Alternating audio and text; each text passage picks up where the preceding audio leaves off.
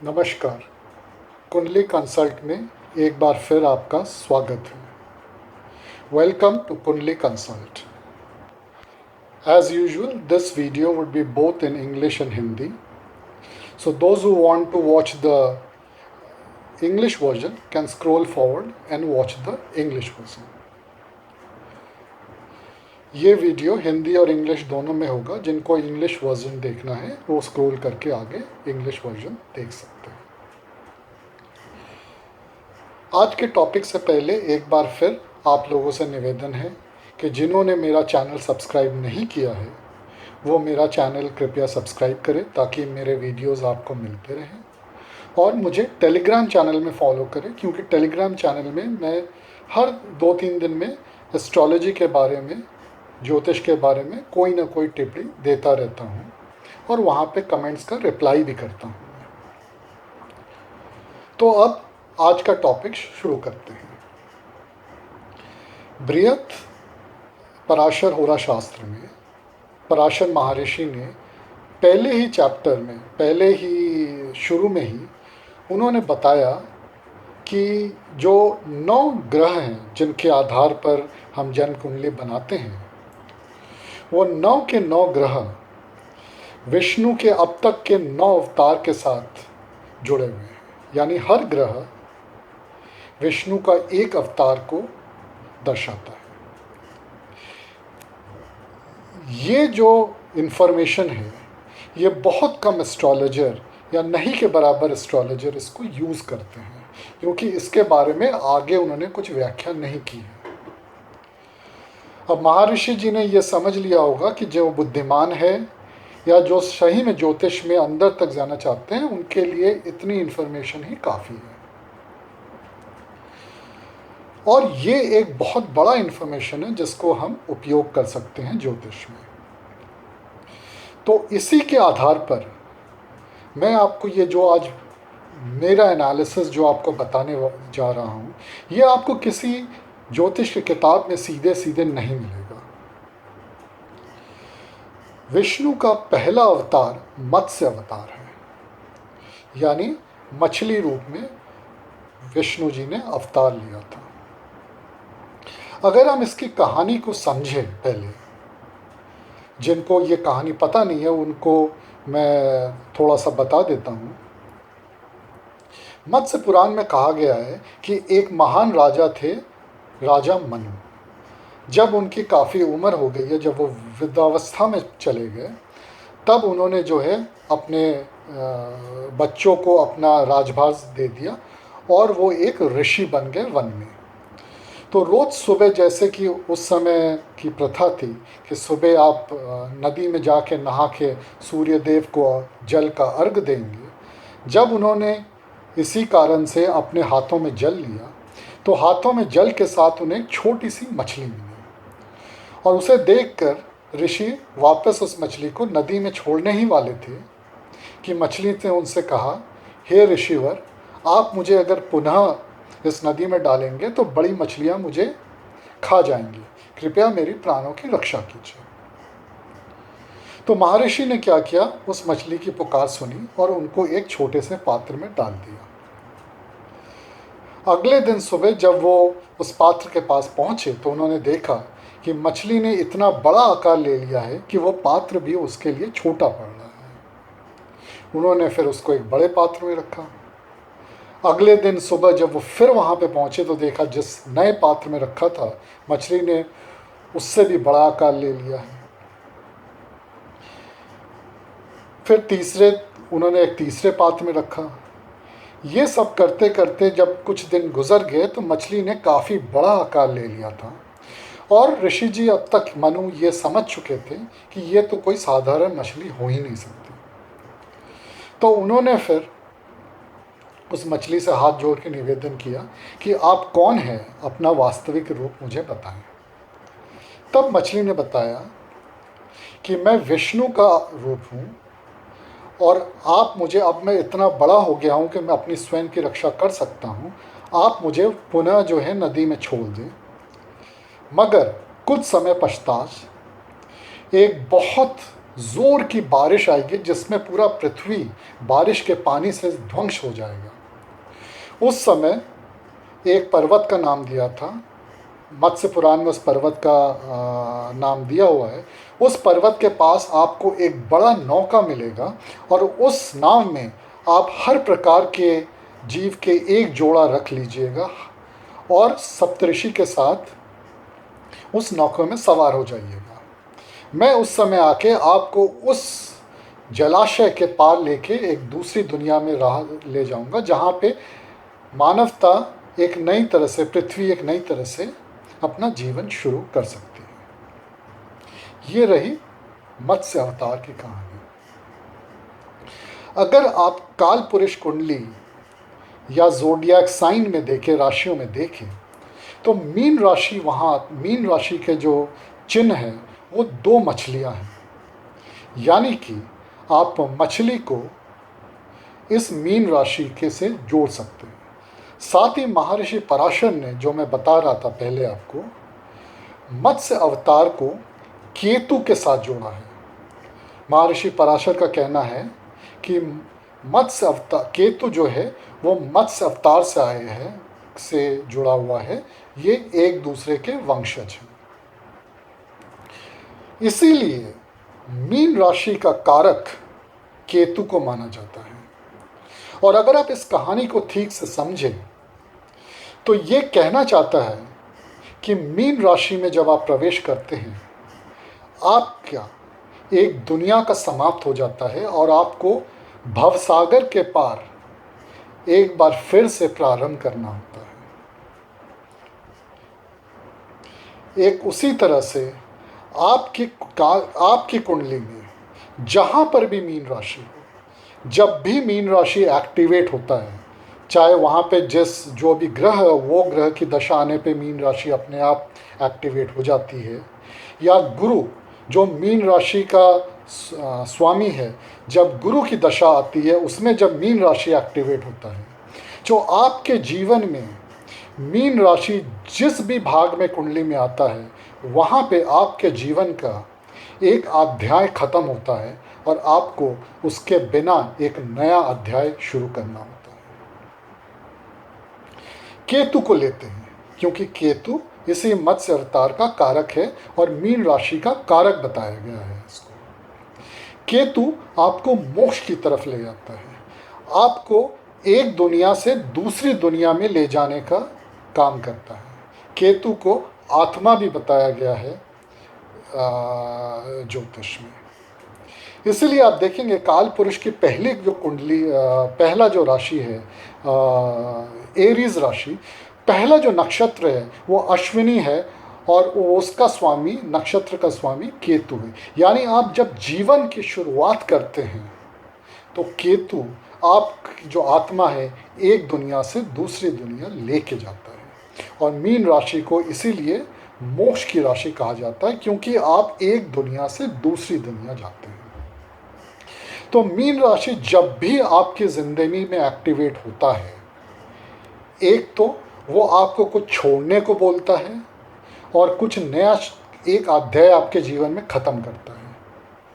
अब मान लीजिए आपकी मीन राशि 9वें घर में है, तो जब भी मीन राशि एक्टिवेट होगा, 9वें घर से के अंतर्गत, 9वां घर क्या है? 9वां घर आपके बुज़ुर्ग लोग हैं, आपके पिता हैं, आपके गुरु हैं, आपके स्पिरिचुअलिज्म है, आपके हायर स्टडीज़ हैं। वहाँ पे कुछ ना कुछ अंत ज़रूर होगा। और अगर वहाँ पे कोई ग्रह है तो उस ग्रह का कारक तत्व साथ में जोड़ दीजिए। एक एग्जाम्पल देता हूँ आपको। 9वें घर में मीन राशि में मानिए वहाँ पे चंद्रमा बैठा हुआ है। चंद्रमा माता का कारक है, चंद्रमा घर का कारक है। तो जब भी मीन राशि एक्टिवेट होती है, क्योंकि मीन राशि 9वें घर से मैं बोल रहा हूँ, अगर 9वें घर में मीन राशि है तो 9वां घर क्योंकि बुजुर्ग है तो चंद्रमा से बुजुर्ग आपके माता हो सकते हैं। तो तब या तो आपका माता का देहांत हो सकता है या आप माता के साथ काफ़ी दिनों के लिए या सदैव के लिए अलग हो सकते हैं। आपको माता का साथ छोड़ना पड़ता है। ये एक मैं एग्जाम्पल दे रहा हूँ। अब वहाँ पे कौन से ग्रह और हैं, उस ग्रह पे किसकी दृष्टि पड़ रही है, इसके साथ ये सब निकलता है।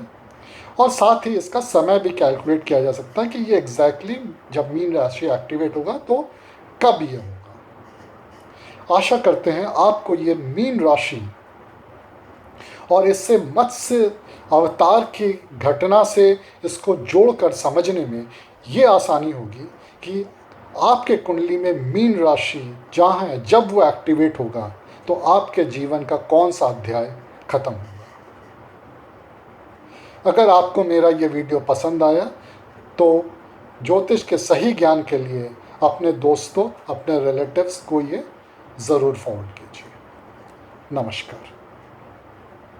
Namaskar, welcome to Kundli Consult.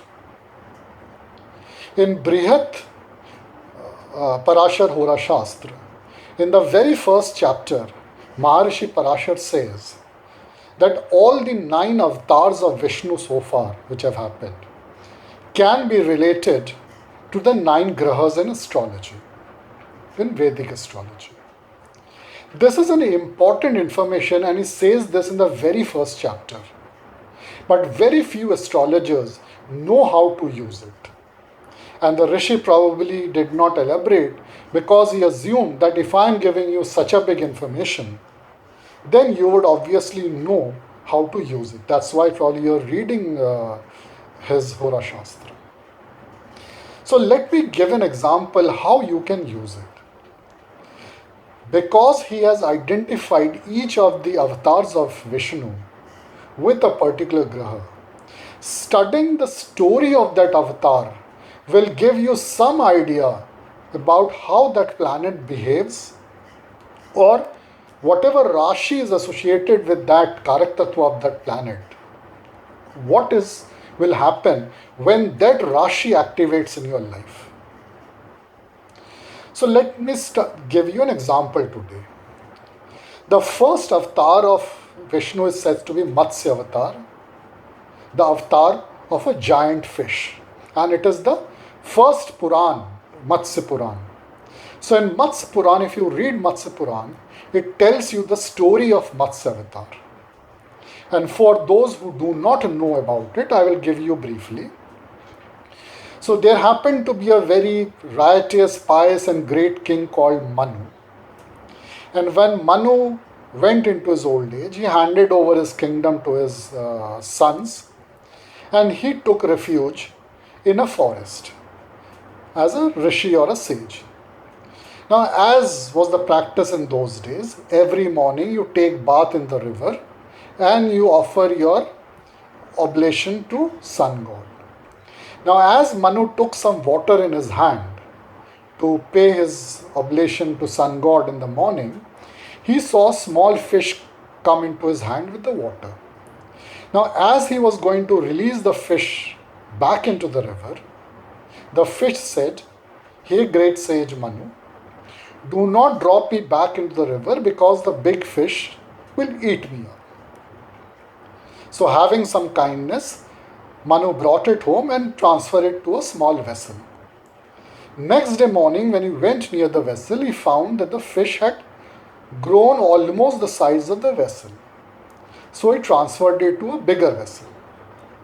The next day, when he went to the vessel, he found that the fish has grown again overnight and become almost the size of the vessel.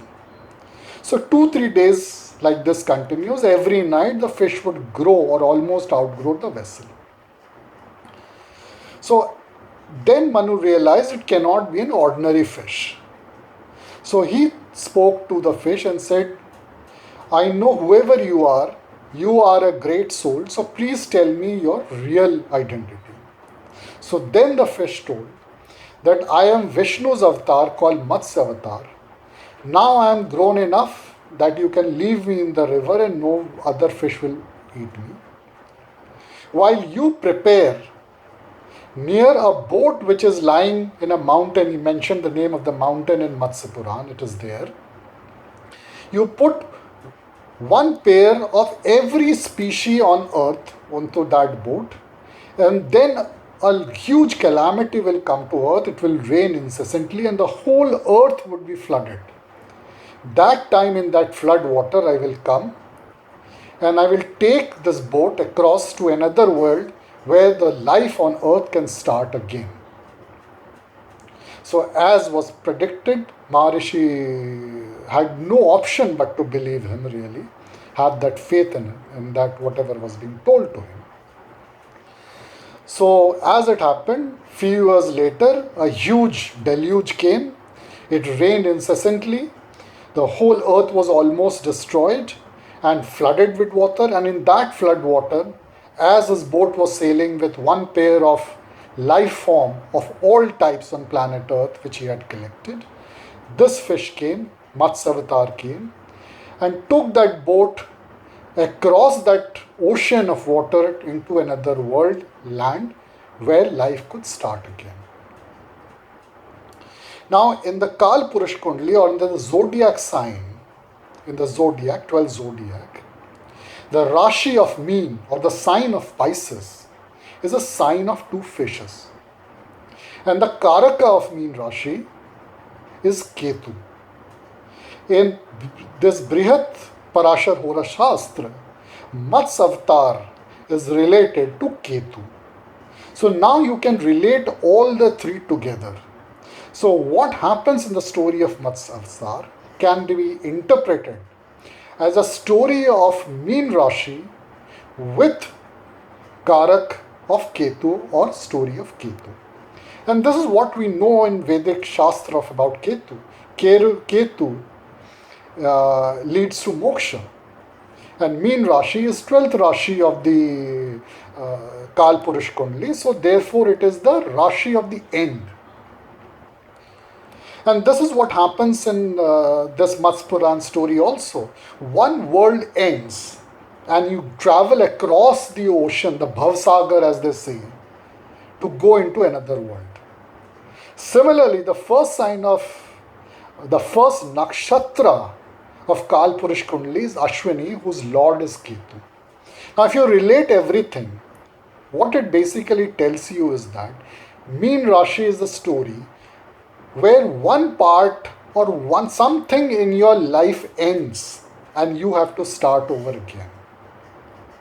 And Ketu is also a story whenever Ketu is activated, you leave something. Ketu is an indicator or significator of leaving something. You have to give up something.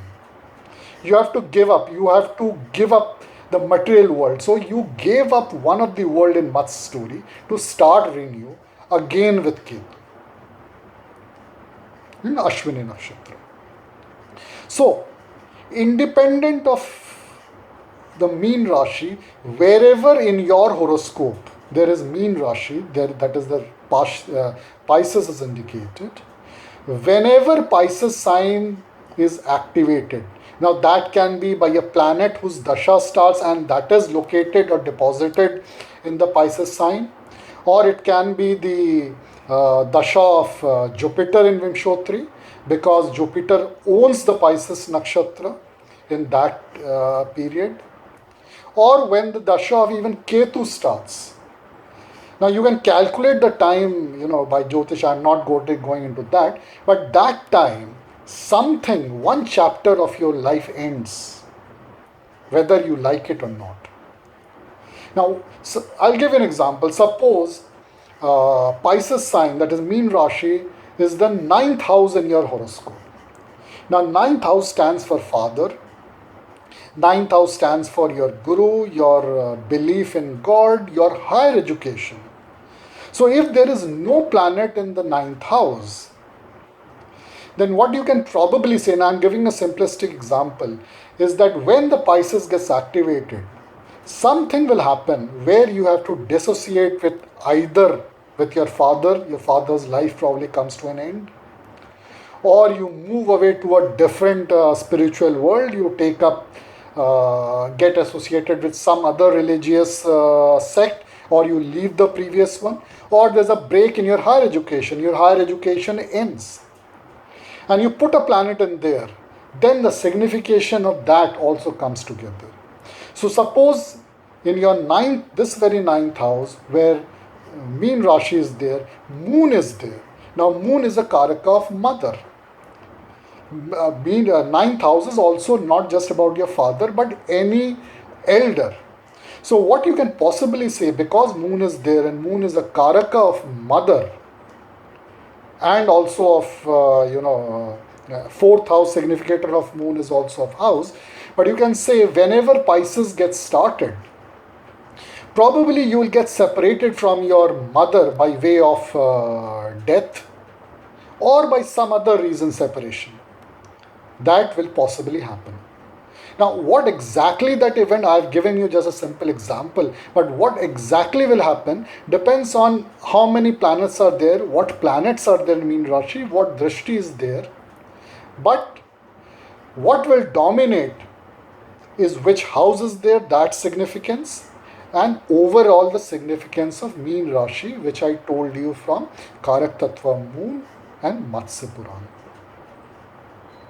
So I gave you just one example. Similarly, you can extrapolate all the 9 avatars of Vishnu. And I remember in one of my previous videos, I talked about the Vaman avatar and related it to Jupiter. I talked about Lord Ram and I related it to Sun God. You can go into my previous videos in this channel and see it. So I hope you like my video. Do share my video with people who want to have true knowledge of astrology and understand your horoscope by yourself. Thank you. Namaskar.